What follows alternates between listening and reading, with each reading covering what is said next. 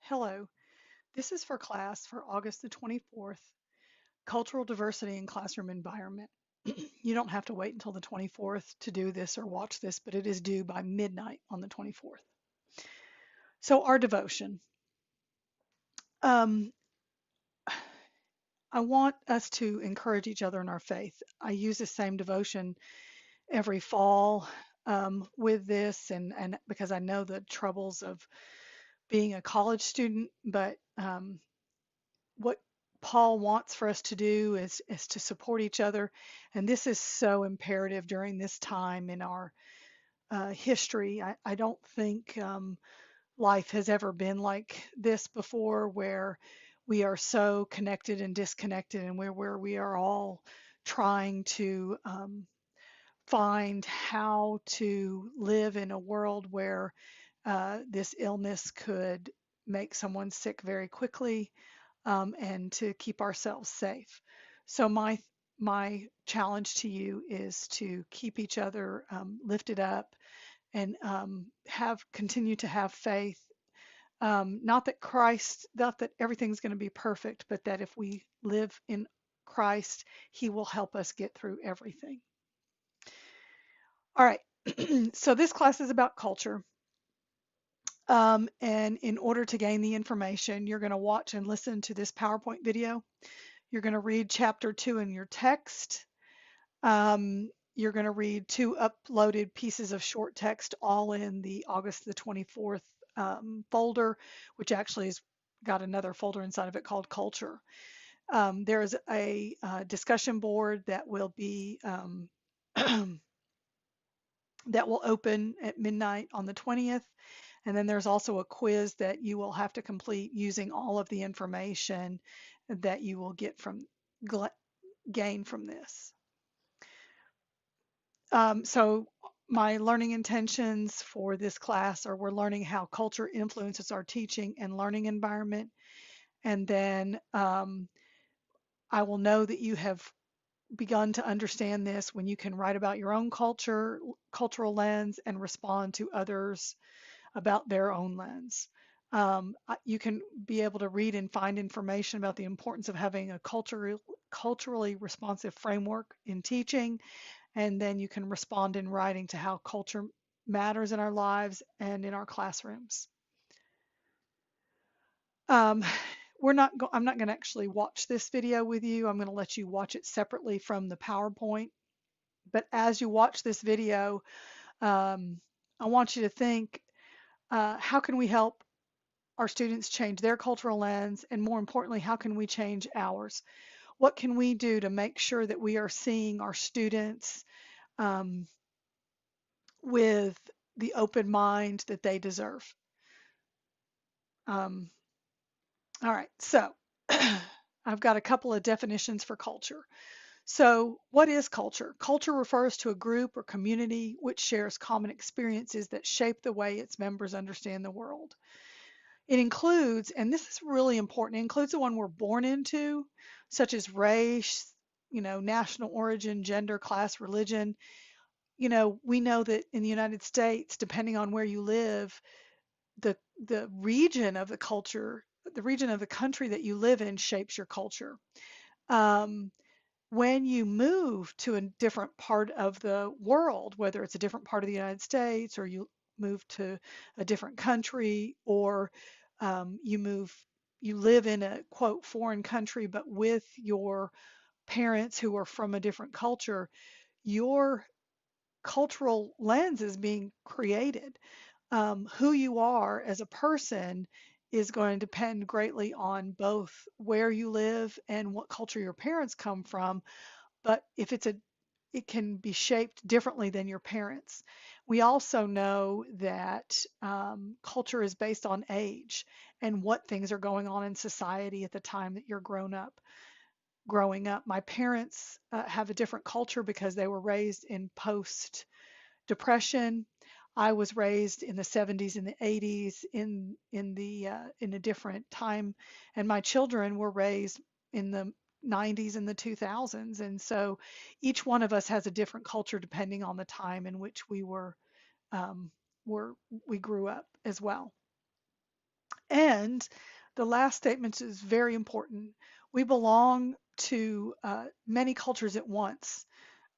We can all be 20 years old and be influenced by what is going on when we're 20, but we're also influenced by where we grew up in the country, what religion we are, what languages we spoke as a child, and those things. And all of those influence us at the same time. Um, Banks and McGee said most social scientists today view culture as consisting primarily of the symbolic, ideological, and intangible aspects of human societies. It's not its artifacts, tools, and other tangible cultural elements, but how the members of the group interpret, use, and perceive them. In other words, it's not the dress that those cultural days that we have at school and stuff, those are only surface, and we're going to talk about that a little bit later. But it goes beyond that. How do we use our dress? How do we use our gender roles? How do we use those to interact with others? And how do we use the lens that we have to interpret the meaning, the symbols, the artifacts, and in some ways the behaviors? So we're going to talk about in page 31 of your text, there's 4 different things about culture. There's 3 ways we do it and why it matters. So for our surface culture, those are the things that we talk about when we do those culture days at school or we have a cultural fest. Those are the foods. Those are the clothes. Those are maybe the music that you listen to, or the way you speak, or the way you interact.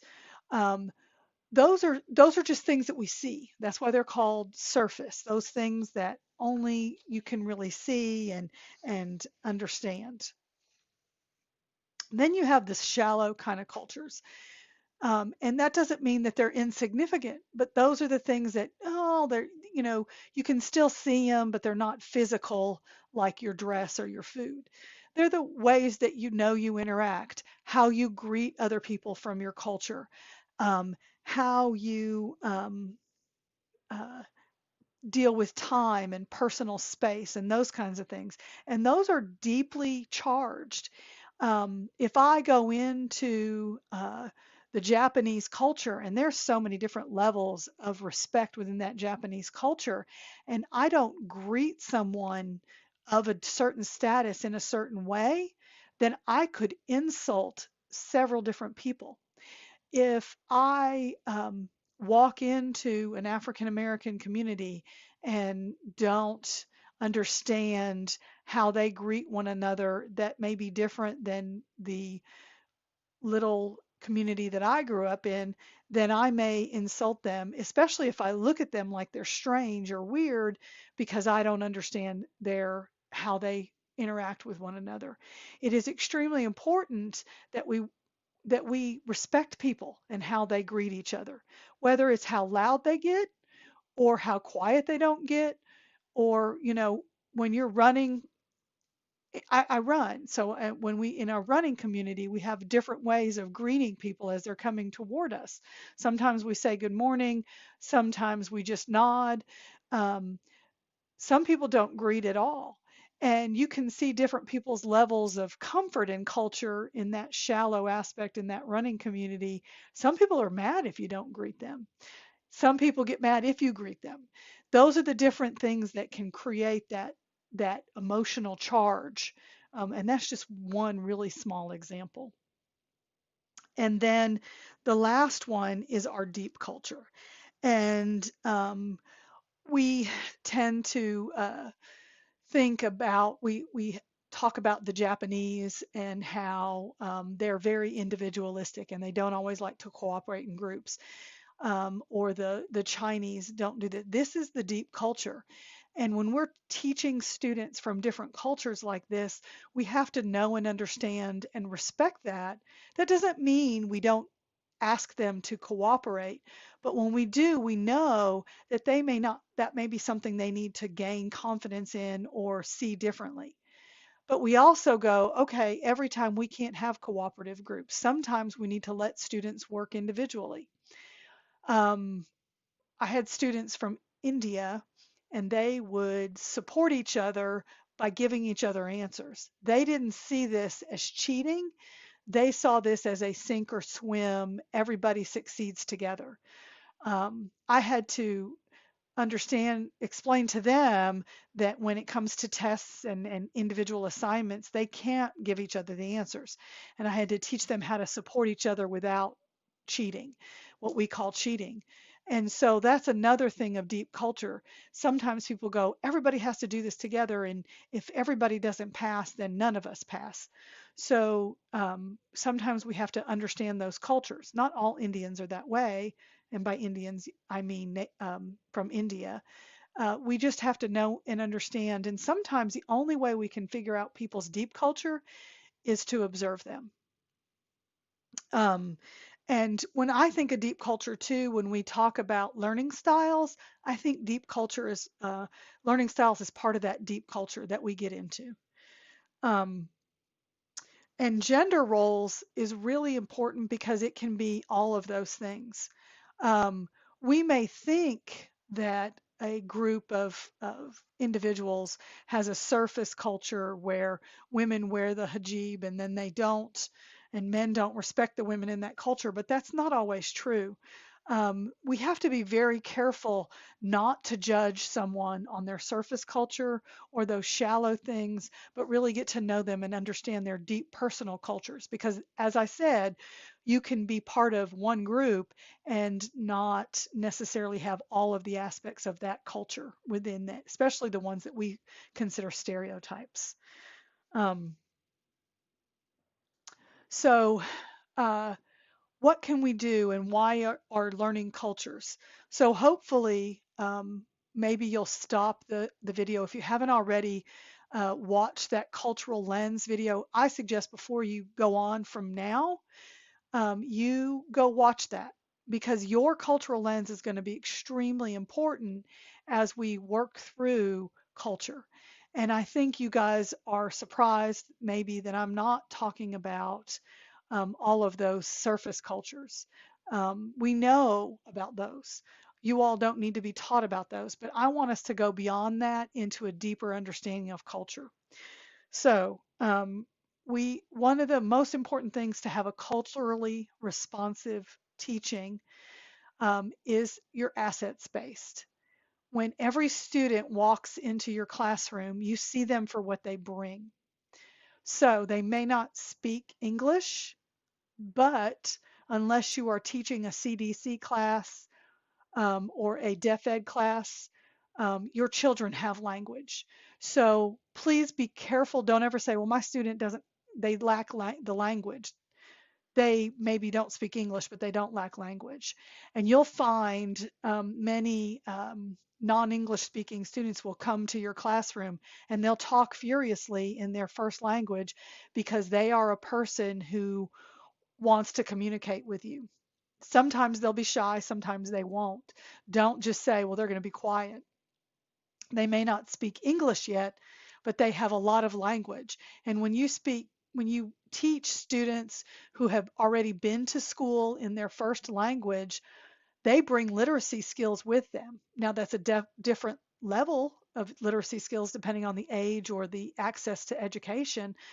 But we know that many of our students who come to us in high school already know the math or they already know some history.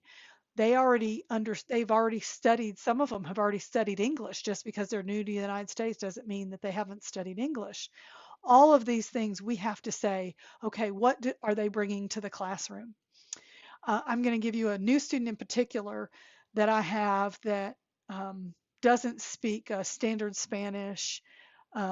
He is finding it very, very difficult right now to communicate with me.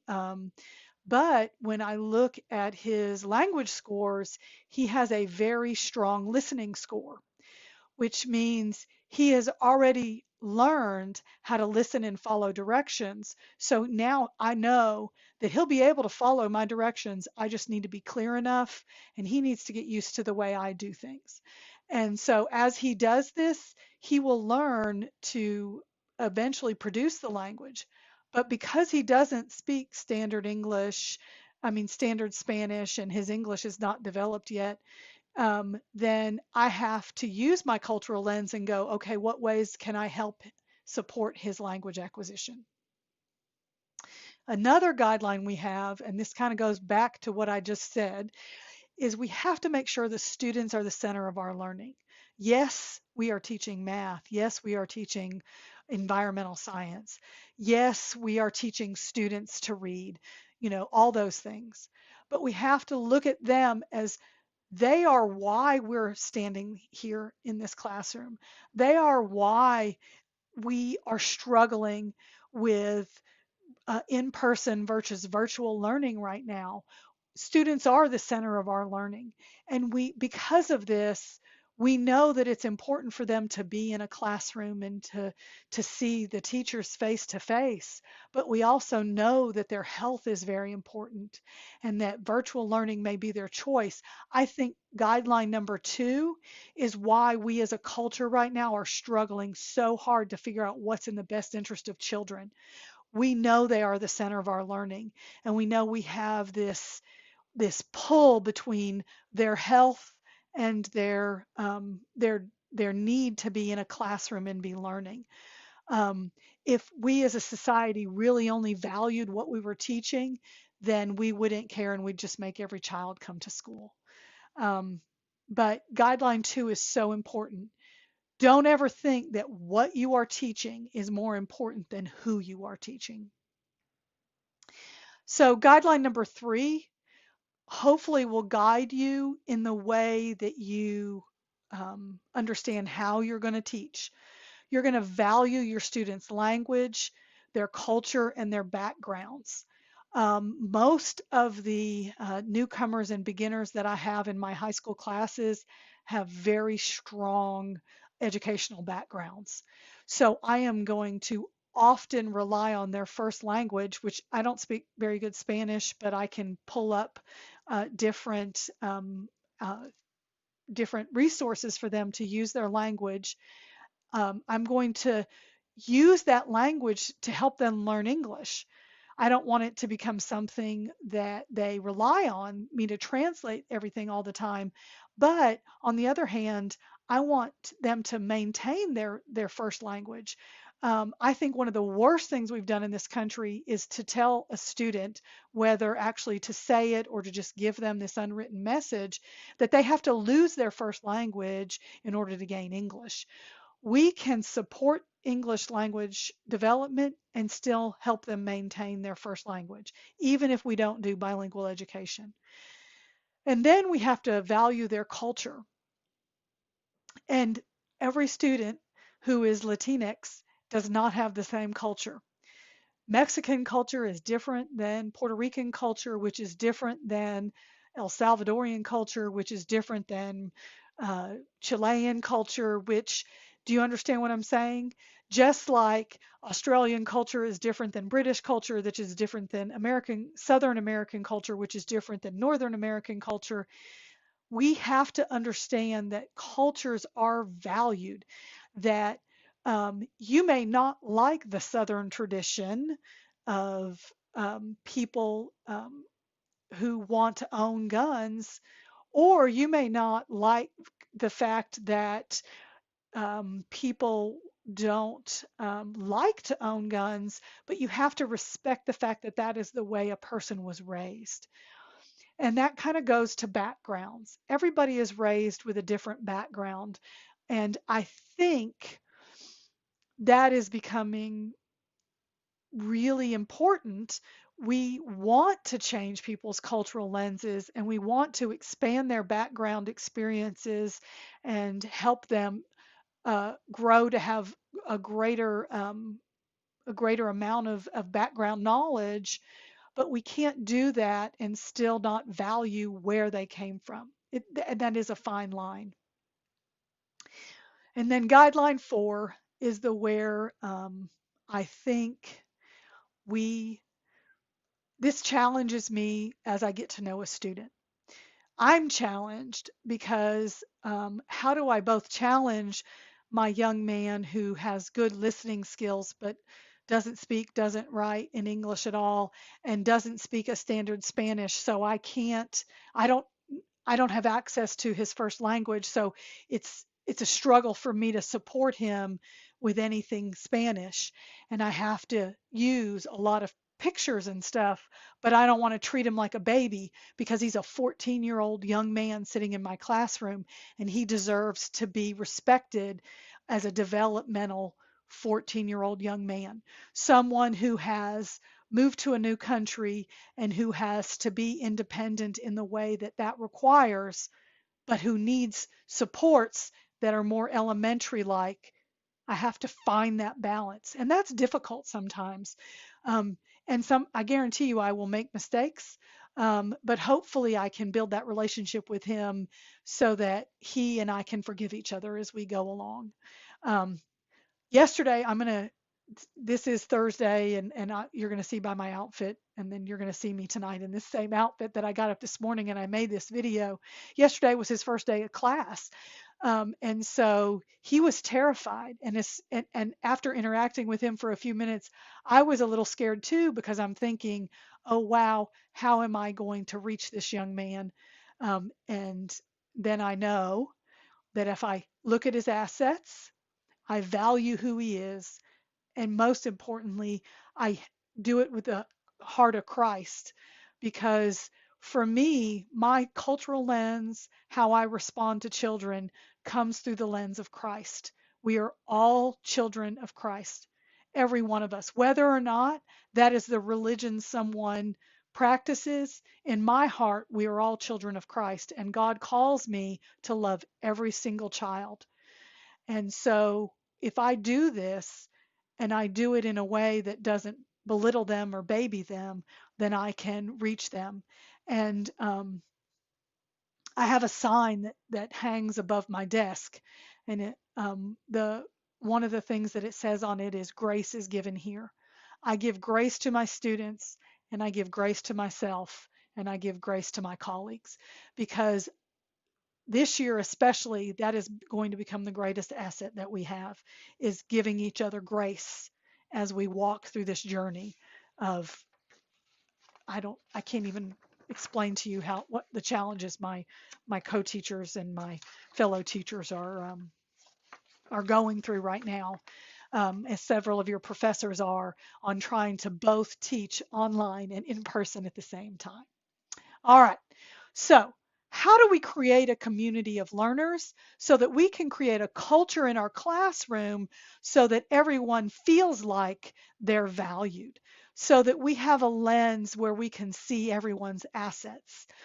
Well, number one is we're welcoming.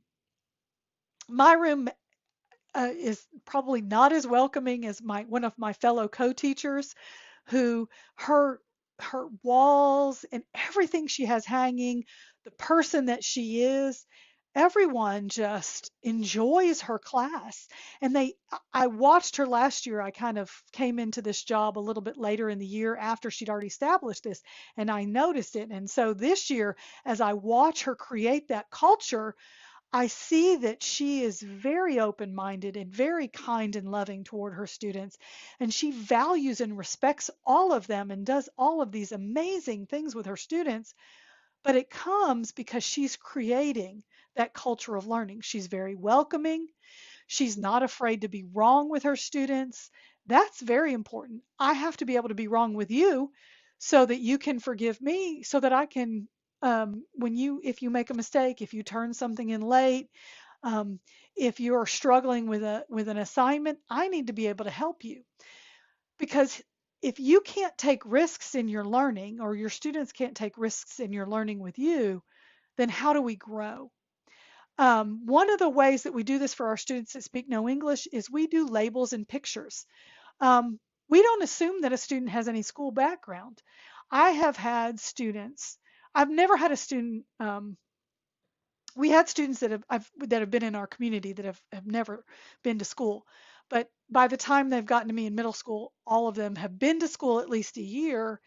And then I've had students that have come to me that they're maybe in 7th or 8th grade, but they haven't been in school since 3rd grade, because we put students in school by age, not by where they left off.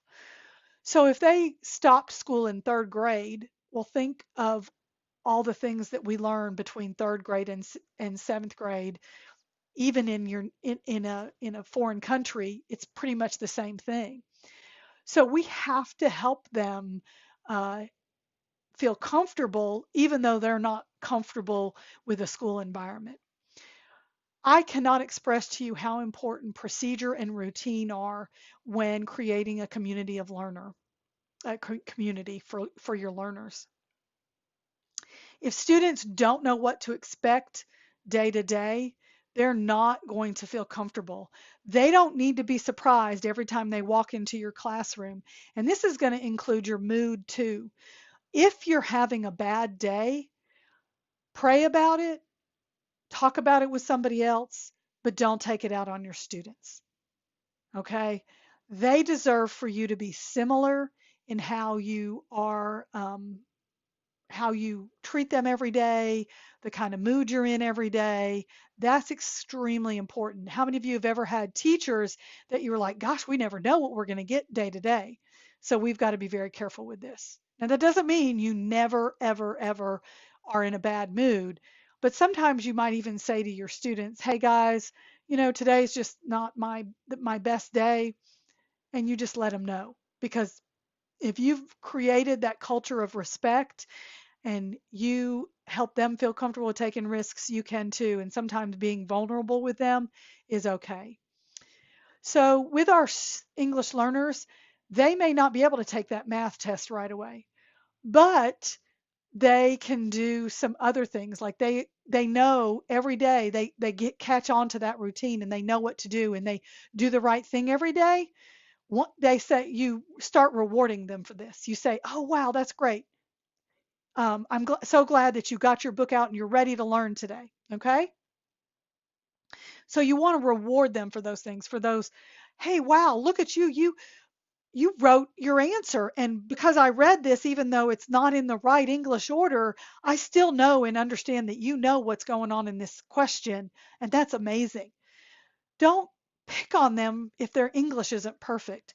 If they know the content, then that's going to be good.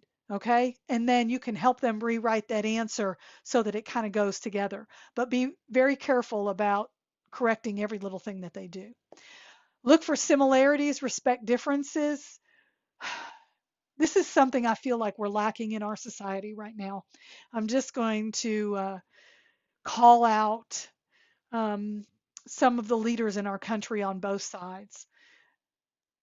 We have to stop saying, I have the only answers, you don't have any answers. It, it's so damaging to who we are as a society when we draw such a line in the sand that we can't respect each other's differences. Um, so this fall is going to be an interesting fall, and I'm going to pray for all of us that um, we can work through our differences so that no matter what happens in November, we can all, we won't see each other in November, but that we can all come and work toward working together no matter what happens. Um, and then we have to share how our educational system works. Um, we have high expectations for our learners, and I hope you never drop those. But sometimes we need to know. It kind of goes back to that culture of we don't know how long they've been in school. We don't know what their school experiences are. And even if they come from a Japanese, a Chinese, a German culture, their educational system works differently than ours. And so we have to help them understand our educational system. All right. So, how do you arrive at a common class culture? Well, we don't want any mismatches. And so, one way to do this, and had this class been in person, we would have done this. Um, I want you to think about we could create a social contract. And so, I want you to think, what are your expectations for me? Um, what is it that you think that I need to do in order to show you respect, in order to be responsible for you, to you, not for you, to you?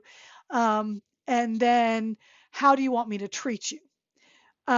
Here's my thing. I'm going to be very transparent with you. Sometimes, because I have responsibilities, a full-time job other than this one, not that this one's not very important to me. Sometimes I have three granddaughters. My daughter is a single mother, so sometimes I have to help her out at times when I should be doing other things. Um, my goal this semester is to grade very, very quickly. Grading quickly sometimes is not my strongest asset. Now, I'm not going to lie to you.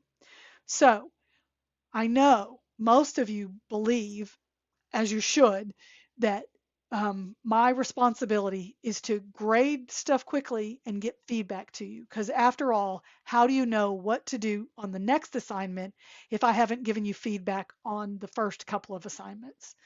So if I haven't graded something in a timely manner, don't be afraid to call me out on that. Um, Say, hey, Dr. Tennyson, when are you going to grade this stuff?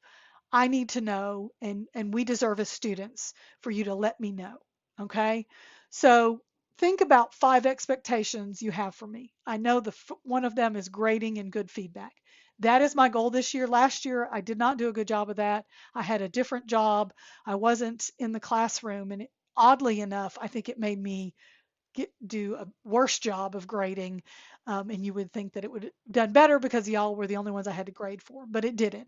So now it's really on my mind to give strong feedback quickly. Okay. Now, I will say this about my grading.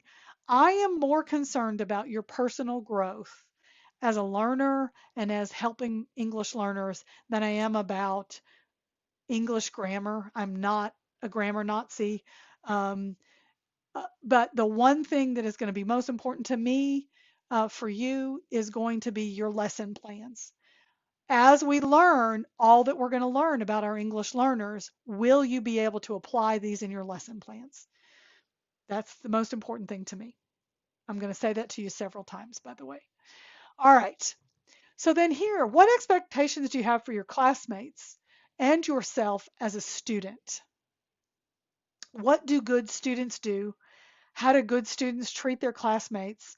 And what responsibilities should students have? You're going to have a couple of group assignments.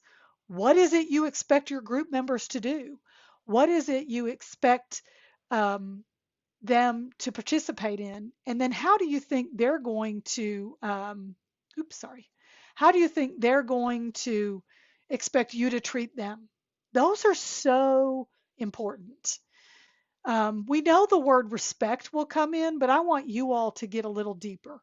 What are some things that you all are going to expect from yourself and from your classmates? All right, so several years ago, I got these ideas from a book called Boosting Achievement. And, you know, these were some of the students that I had that year. These guys are all juniors in high school this year in a different school, not the one I teach at. But these were some of the rules that we came up with, and they were so, so important. And the young lady in pink that you see standing there, was not afraid to call me out when I did not um, follow the rules. And really, sometimes, you know, she would say I wasn't being nice um, because anyway, we know that, and it wasn't because I was being mean, it was because I was teasing. But we have to be careful sometimes when we tease our students. And so she said, well, Dr. Tennyson, you're not being nice to us today. And I'll be like, you're right. Okay. But for the most part, respect, you'll notice, is not something that that is something that goes across cultures. But the not embarrass the students is the one that she used to get me on, not because I would, call a student out or make them feel bad, but because I teased, and so she would say that wasn't always nice. Um, and then there's a couple of poems and a couple of things I'm going to have you read.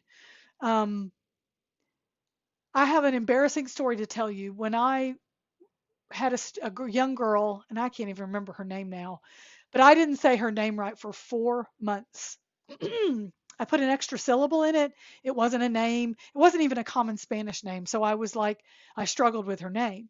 And about 4 months in, this girl said, you don't say my name right. When she finally got enough English, the EA and her said, you're not saying her name right. And I was like, I felt embarrassed. I'm like, nobody had really corrected me for 4 months. This student let me call her by the wrong name for 4 months. And it was bad. And I felt bad. So now I actually do a Flipgrid with my students so they can teach me to say their name. And then I also get feedback from them so that I can, if you have two names, like my son's name is Charles Bradley, but nobody calls him Charles, everybody calls him Brad or Bradley. So they have a form that they fill out. So if they want to be called by their middle name, they can tell me, and I'll start doing that long before they have to correct me. Because I mean, I don't want a student. I had a student for a year, and he goes, everybody calls me such and such, where I had been calling him by his first name for a whole year. And I told him, I said, I'll try to change, but I've been calling you this for a year, and I'm not sure I can change. So you want to do it before it like gets in your head, okay? And then of course I have to, use the Shakespeare quote, "Would a rose by any other name smell as sweet?" All right. 30 minutes, maybe too long. If you don't want to listen to this all in one setting, that's okay. All right, so watch this. If you need to watch it more than once, you can do that. And then I can also upload the PowerPoint. The information's also in the text if you read the chapters, and it's also in all of the folders. So you have a quiz. The quiz and the discussion, you'll need to look at the due dates on those. The discussion, the first initial post is due by Saturday at midnight, and then you are to answer a fellow student by Monday evening. We will have Monday assignments every week. They are always due by midnight on Monday. Um, and so I need you all to participate in these. In addition, Thursday assignments are not due by the time of class. They are due by midnight of Thursday. And the reason I've done this is it gives you time. You all are you're going to be doing a lot of work. You may only have 3 classes for 7 weeks, but you're going to be doing 15 weeks in 7 weeks. So you're going to have double the work that you would normally have a week. So I'm trying to be very, very lenient with you all. Remember my late policy, and I said this in the first class. If you let me know, you get 1 late policy. But let me tell you something. If something happens, number one, if you get sick, if you come down with COVID, obviously that's an excuse. That's an automatic excuse. You just need to tell me. If you're learning remotely and you don't have any electricity, because we know even you can live in the United States. I had an online presentation and our box blew for 3 days before my online presentation. We were waiting for the guys to come fix it, and I was stressing out. So just know if you lose electricity, those things, you have to find some way to tell me, okay? Don't turn something in and ignore it. I'm very kind. That is where I probably am too kind. But we've got to communicate. If we don't communicate, I don't know what you need, okay? And you don't know what I expect. Have a great week. You'll probably watch this, and I'll see you guys on the 27th, which is my son's 21st birthday.